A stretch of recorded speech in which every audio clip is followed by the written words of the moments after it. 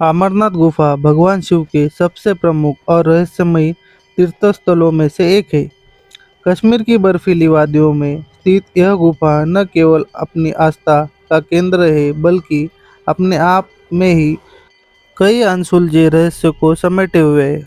धार्मिक मान्यताओं के अनुसार यह वही स्थान है जहां भगवान शिव ने माता पार्वती को अमरत्व की कथा सुनाई थी। माता पार्वती ने शिवजी से उनके अमर होने और स्वयं के बार बार जन्म लेने का रहस्य पूछा। शिवजी ने कथा सुनाने का निर्णय लिया, लेकिन वे चाहते थे कि इसे कोई और ना सुन पाए। अमरनाथ गुफा की ओर बढ़ते हुए शिवजी ने अपनी प्रिय चीजों को त्याग दिया।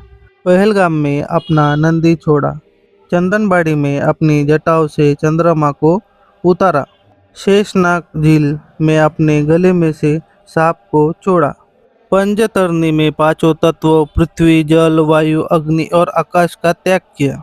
गुफा में पहुंचकर शिवजी ने कलाग्नि उत्पन्न की ताकि आसपास का हर तिनका नष्ट हो जाए।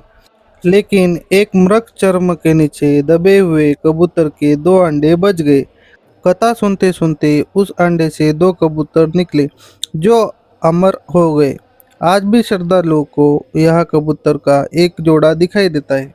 अमरनाथ गुफा के कुछ प्रमुख रहस्य। गुफा की छत से पानी की बूंदें टपकती है, जो जमकर एक विशाल शिवलिंग का आकार ले लेती है।